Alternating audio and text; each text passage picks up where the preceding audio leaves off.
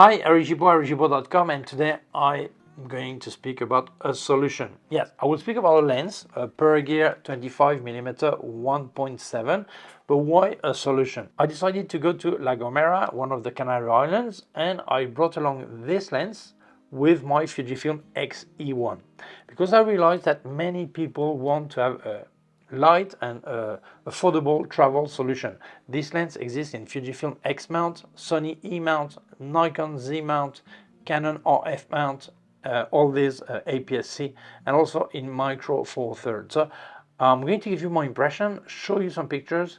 This is a manual lens. I'll tell you my idea if it's worth getting this, because you can find many affordable second-hand camera to get along with this really affordable lens. So is it a good solution? So we're going to speak about it. So let's start. So I'm going to show you some pictures. The first one were made in Tenerife. Actually, that picture of my daughter also.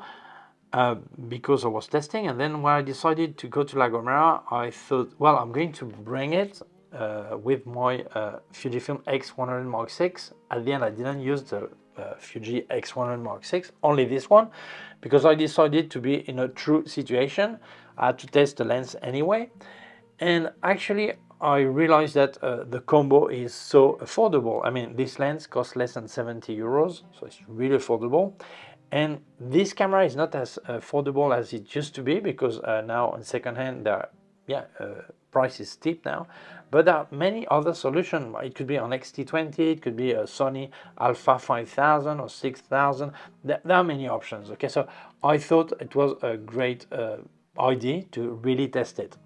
All the pictures I show you, except the charts one, were made in JPEG. For the charts, to see the quality is in RAW. Okay. Why did I work in JPEG? Well, two reasons. First, because I wanted to be in a real vacation situation. Some people want to share some pictures they made with the camera while on vacation. So I thought, well, I'll do JPEG straight away and no bother with editing RAW or whatever. And second, because I used the film simulation, I actually placed a recipe that is really similar to a Portra 400 to give this a bit summer look, okay? And this is what you're going to see. Obviously, if you don't have a Fujifilm and you cannot do a specific recipe like this, no problem. You can still have some color profile, or you may want to work only in RAW. Doesn't matter, okay? The idea is the concept.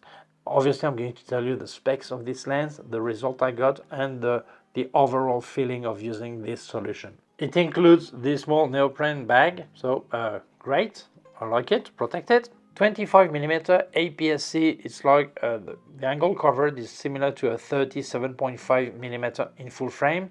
The actual angle is 57.4 degrees.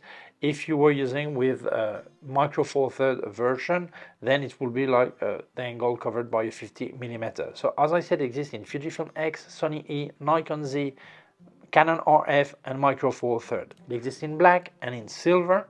The size is ridiculously small, 37mm high, 44mm here at the largest, and the filter size is 37mm. The weight, only 165 grams. It's fully metal, but really still light because it's so small, okay?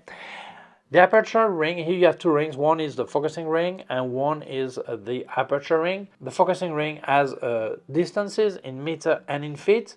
And the aperture ring is funny, the way they place things. It's full stop, but the first step is more than a full stop because it starts at 1.7, then 2.8.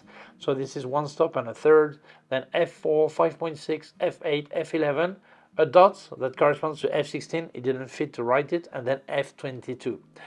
The build is really nice, really a full metal. But when you use a lens like this, there are a few things you must set on your camera. If you have a Fujifilm, you need to activate the option to shoot without lens because there is no communication with the body. So obviously the camera thinks there's no lens. So it's important that you accept to shoot without lens.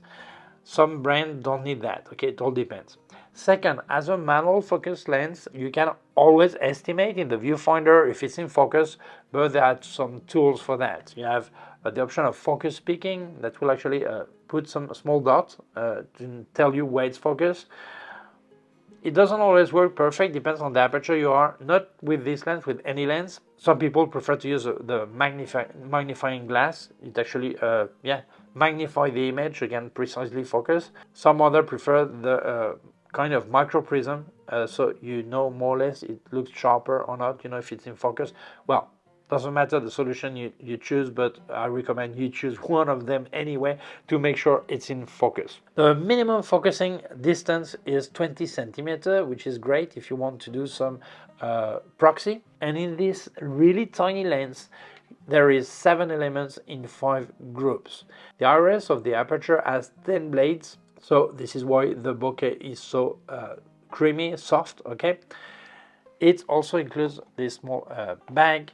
And now we're going to speak, this is fully metal, really nice. So now we're going to speak about the optical quality. I'm going to show you the chart, just so you have an idea of the sharpness and if it's good or not. But honestly, when you actually use this kind of lens on this kind of camera, you often want to have souvenir photos, so you're not as picky about sharpness, all this, but still, this lens is sharp. Well, I will show you in what situation it is sharp. Okay, so let's look at the chart. So let's start at 1.7. We see there is pin cushion on vertical and barrel on horizontal. It does vignettes. Let's check the center. Well, I'm surprised. That's not bad. It's not perfect, obviously. It's not bad. Border is not as good. Corner is really the extreme corner that is not good. It is too soft, okay? 2.8, because jump to 2.8 then, okay? Still some vignetting. Center, not bad. Border, not as good, but not bad. And corner, same thing. Extreme corner is still soft, really soft, okay? F4, vignetting is almost gone. Center, it's not bad. Border is really similar to center. And corner, extreme corner is still not as good, still soft. Okay. 5.6. Vignetting is gone. Center, it's good. Obviously, this is a 16 million pixel. I would not put that on a 40 million pixel probably. But if you have the money for a 40 million pixel camera, would you spend only just 70 euros on a lens? I'm not sure, okay. Border is similar to center. Corner, still soft, okay. Here it was 1.7, 2.8, f4, f5.6. Okay, so now let's go to f8. Center is not bad at all. Border similar to center. There's always a bit of chromatic aberration, okay. And f8, the border is, a corner is almost there, but it's not perfect yet, okay. f11, no diffraction so far. Center is really good. Border is similar to center, and corner is now very similar to border. That's not bad at all, okay. f16, well, so far diffraction in the center, not yet, okay. On the border, yes, we start to lose a bit again sharpness. f22, yeah, center is losing sharpness due to diffraction, and the rest the same, okay. I'm so surprised with this 70 euros lens, so surprised, because from maximum aperture, center is okay, and I would say the sweet spot is f8, f11. But I'm impressed for that cost, okay, for that price you get this. If you want to help me, don't forget, in the description of my videos I've got affiliated links, so if you're going to buy anything, please use them. That really helps me. Thank you. So if we speak about the optical result, as I said, it's important to see the theory, the chart, and then the reality. If you work at 1.7, 2.8, you are likely to want to have a subject stand out, and normally you don't put in a corner. So these corners that are not as sharp, that really soft, they will match the out of focus part of the picture, so you will never ever notice it. In what situation would you notice it? Well, if you make a landscape photography at 1.7, or maybe a house, the front at 1.7, you will notice it. but normally that kind of picture you don't work at 1.7, you're more likely to do it at f8. So really you will most of the time never notice these corners that are not as good. Okay, so honestly I was surprised by the results. Some people are a bit afraid when you say manual focus, and they think, oh, it's going to be complicated to do that. And honestly, it's easy. It takes maybe 10 minutes to get used to it if you've never done it before. It depends on the option you use, if you have focus peaking or magnifying glass or micro prism, but you train a bit and it's easy. Actually, out of all the pictures I made, none of them were out of focus. Okay, it was all spot on. This camera, specific camera, has focus peaking that has white dots, so many people don't like it. They prefer from the XE2 that you can actually put color dots. But I like it. Why? Because you don't actually see the dots, but there is a funny situation. When it's in focus, it gets like if it was a moire or something like this, a bit strange, and it like ultra sharp, and you know that this is in focus, and actually it looks a lot sharper than the final image, but when it's in focus you have to half press while you do that and you actually activate the focus peaking.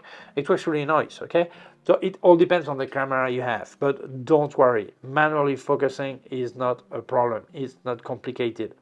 And most of my pictures later I made, except the one I really wanted 1.7, most of them I made them at f8 because when I travel, I want not just to see a tree, I want people to see what was behind the tree, where I was, where it was, where the travel souvenir needs to have more information than just a leaf in focus. Okay, so at f8, even if you're not spot on, that will forgive without any problem. So optically, I was surprised and the results are great. So my conclusion, honestly, this is a great little combo. I use this XE1, but it could be another small camera. The lens is great for the price it has and what it does.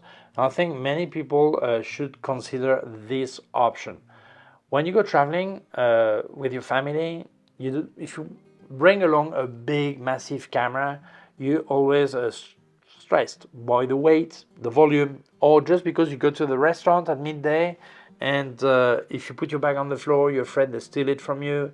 If you put the camera on the table, it's so big. So a small solution is great because you can still have it hanging from your neck or on the table next to your smartphone maybe, and that's a great option. I use this camera, it could be any small camera, but I really love the idea of this combo. As you can see, it's so small. I think it's smaller or similar to the X100 Mark VI, so it's really small. Okay, and the optical quality of this lens is great. It's maybe not the best. Obviously, I would. This is a 16 million pixel sensor. I would probably put it also on the 26 without any problem. Sony Alpha 6700 or 6000, I think that was 24 millions. I would probably not put it on a 40 million pixel sensor. Why? Because first, you need a really high quality lens. Second, because it means you would get like an X-T5 or XH2, then it's already big, so probably you don't mind having a larger lens, and you need to have a high quality glass to feed that kind of sensor. So this is why I think this combo is great. I had fun using it, it's easy, I had no focusing problem, I got the result I like. I think it's a great idea. So for me, this concept is completely recommendable, and this lens for this concept is completely recommendable. So in case you would be interested in buying this lens, I'll leave you a link in the description. So thank you so much Pergear Japan for sending me this lens. Thank you to you for watching the video. If you feel it may interest other people, please share it on social networks. If you have not done it yet, please subscribe to our YouTube channel. The small button down here is a small bell. If you click on the bell, you will get notified when I upload a new video. My website, Gibaud.com. If you have any question, can leave a comment below. Also leave you links of my gear on Amazon, links of everything I reviewed by K&F Concept, Sandmarc and Flashes by Westcott, more affiliated links, and also a link to my PayPal account in case you wanted to make a donation. Thank you very much. Please take care of yourself and see you soon. Bye.